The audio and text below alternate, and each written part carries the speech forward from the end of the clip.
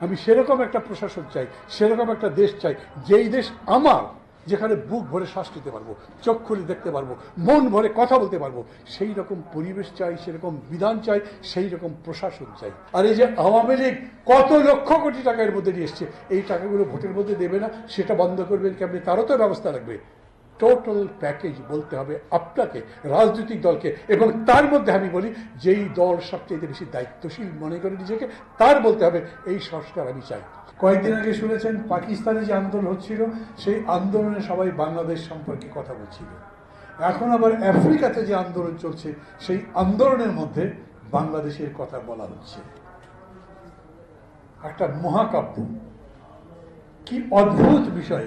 আমার তো খেয়াল আছে 4 আগস্টেও আমাকে অনেকে জিজ্ঞেস করেছেন, ভাই কিছু হবে? অনেকে বিশ্বাসই করতে চাননি যেটা পড়ে যেতে পারে। যেদিন শপথ গ্রহণ অনুষ্ঠান হয়, সেদিন আসিফ নজরুল আমাকে জিজ্ঞেস করছেন, মান্না ভাই শেষ পর্যন্ত সম্ভব হলো? আমি বললাম, ভাই শপথ দিতে যাবেন একটু পরে, তাও সন্দেহ আছে যোগ করা, কিন্তু এটাই হচ্ছে সত্যি। 4 তারিখেও বুঝিনি, কিন্তু 5 তারিখে ঘটনা ঘটে গেল। ওরা ঢাকা সিজ মানে ঢাকা অবরোধ করবে 6 তারিখে, তাই বলেছিল।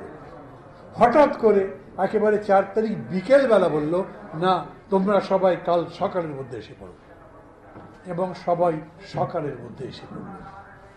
তারপরে যা হলো সেটা তো ইতিহাস।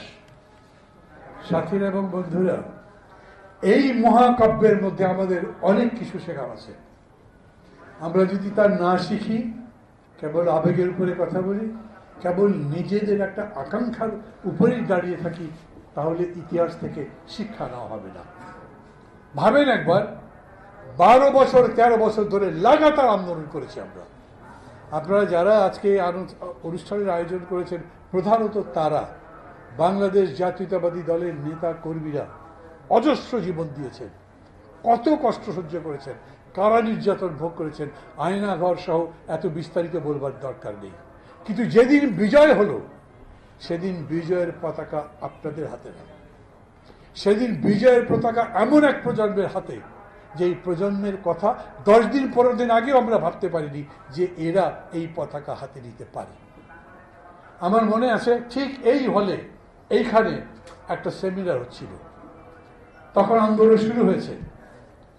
নুরুল হক নূর বক্তৃতা করছিলেন, এই যে আন্দোলন করছে এরা চাকরি চায়, এরা গণতন্ত্রের কথা বলছে না, নির্বাচনের কথা বলছে না, সরকারের অত্যাচার নির্যাতনের কথা বলছে না। এটা কোন প্রজন্ম? নুরুল হক নূর। আমি বক্তৃতায় তাকে বলেছিলাম, তোমরা যখন আন্দোলন করেছো, তখন তোমাদের মিছিলের সামনে থাকতো শেখ হাসিনা, শেখ মুজিবের ছবি। তোমাদের স্লোগান ছিল শেখ মুজিবের বাংলায় বৈষম্যের ঠাঁই নাই। কিন্তু এই যুবকরা যখন, এই ছাত্র যখন মিছিল করছে, ওদের সামনে কোনো ছবি নাই, ওদের মুখে এইরকম কোনো স্লোগান নেই। ওরা তাদের ন্যায্যতার কথা বলছে, কোটা নাকি মেধা, সত্য না বেঠিক, কোনটা, তার উপরে লড়াই করছে। যারা বলেছেন এত বছর ধরে, এই প্রজন্ম তো একেবারেই নিজেদের চিন্তায় বুঁদ হয়ে আছে। ওরা কেবল স্বার্থ দেখে, ওরা কেবল চাকরি খোঁজে, ওরা বিদেশ যাওয়ার চিন্তা করে, কম্পিউটারের মধ্যে, সোশ্যাল মিডিয়ার মধ্যে আচ্ছন্ন, জনগণের কথা ভাবে না। কিন্তু দেখেন 7 দিনের ব্যবধানে ওই আন্দোলন, কোটার আন্দোলন মেধার আন্দোলনে পরিণত হলো। আর তার 7 দিনের মধ্যে সেটা এই স্বৈরাচারীর পতনের দাবিতে এমন সংঘবদ্ধ হলো যে প্রায় অসম্ভব এক স্বৈরাচার শেষ পর্যন্ত ন্যাক্কারজনকভাবে পালিয়ে যেতে বাধ্য হল। আমি আবার বলি, পতাকাটা কেন আমার হাতে আসলো না? কেন মির্জা ফখরুল ইসলাম আলমগীর ভাই হাতে আসলো না? ওই যে সবার সভাপতি বললেন, ওই প্রশ্নগুলো প্রশ্নের মতো করে নিজেরা ভাবেন। আন্দোলন করলাম 15 বছর ধরে আমরা, কিন্তু বিজয়ের দিন পতাকা আমার হাতে নাই। কিছু তো একটা ছিল যে জন্য পতাকা আমার হাতে আসেনি। ওইটা করে ভাবেন আবার, আজকেও আমি যা বলছি তাতেও কি পতাকা আমার হাতে আসবে? এই আন্দোলনটা কি ছিল? কোনো নেতৃত্ব তো নাই, কোনো স্ট্রাকচার নেই আন্দোলনের, কোনো কমিটি নাই। তারপরেও আন্দোলন, এবং তাদের ডাকে যেই রকম করে লাখ লাখ মানুষ ঢাকায় আসলো, আমাদের ডাকে তো আসেনি। আমি সেরকম একটা প্রশাসন চাই, সেরকম একটা দেশ চাই, যেই দেশ আমার, যেখানে বুক ভরে শ্বাস নিতে পারবো, চোখ খুলে দেখতে পারবো, মন ভরে কথা বলতে পারবো। সেই রকম পরিবেশ চাই, সেরকম বিধান চাই, সেই রকম প্রশাসন চাই। সেটা গড়বার জন্য কি করতে হবে? কেমন পুলিশ চান বলেন, কেমন প্রশাসন চান বলেন। আমি যদি গিয়ে এই তত্ত্বাবধায়ক মাফ করবেন এই অন্তর্বর্তী সরকারকে বলি আপনারা কি সংস্কার করতে চান বলেন, আমি জানি না ডক্টর ইউনূস কেন বললেন না, আমি কেন সংস্কার করব? সংস্কারের দাবি তো আপনাদের ছিল, আপনারা 14 দফা দিয়েছিলেন, 7 দফা দিয়েছিলেন, তারপরে 41টা দল মিলে আপনারা 31 দফা দিয়েছেন। আপনারা বলেন কি সংস্কার চান, আমি সেটা করব, কিভাবে করব সেটা বলবো।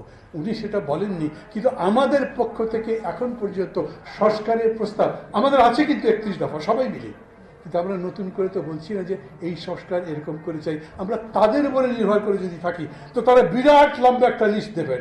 ওই যে বিলকিস বললেন একটু আগে যে মান্না ভাই কতদিন সময় দেবেন, আরে সময় তো আমরা দিচ্ছি, তাকে বলছি তুমি কি সংস্কার করতে চাও। এখন সেই সংস্কারের কথা যদি বলেন, এই যে গার্মেন্টস শ্রমিকরা আন্দোলন করছে, তারা বলছে আমাদের বেতন দেয় না, আমাদের উপরে নির্যাতন করে, তারা তাদের সংস্কার বলতে কি বোঝায়? তার চাকরির ক্ষেত্রে নিরাপত্তা, তার বেতনের নিরাপত্তা, তার একটা সুন্দর জীবন, সেই সংস্কার যদি করতে চায় কতদিন লাগবে?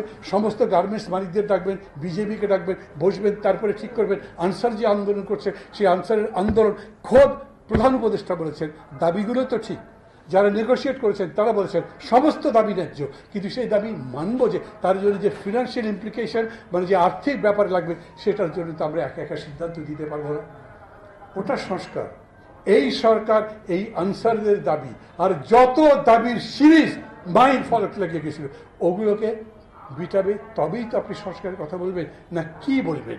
আমি বলি আমার প্রস্তাব হচ্ছে, আমি বলবো আমি লড়াইটা করেছিলাম এই কারণেই যে আমাকে কথা বলতে দিত না, দেশটা ধ্বংস হয়ে যাচ্ছিল, কারণ দেশে গণতন্ত্র ছিল না, কারণ দেশে নির্বাচন ব্যবস্থা শেষ করে দেওয়া হয়েছিল। আমি সেই নির্বাচন ব্যবস্থা যাতে সুষ্ঠু হয় তার গ্যারান্টি চাই। যা যা করতে হয় তত্ত্বাবধায়ক অন্তর্বর্তী সরকার তাই করুক। এখন কেউ যদি বলেন না 3 মাসের মধ্যে করতে হবে, 6 মাসের মধ্যে করতে হবে, তারা যদি বলেন আমি তো পারছি না, ওইটা যে কেয়ারটেকার সরকার ছিল এর আগে, যেটাকে 2-3 মাসের একটা টার্ম ছিল কনস্টিটিউশনের মধ্যে, সেটা 2 বছর লাগিয়ে দিয়েছিল। এখন পুরো পুলিশ ব্যবস্থা ঠিক করলে কি হবে?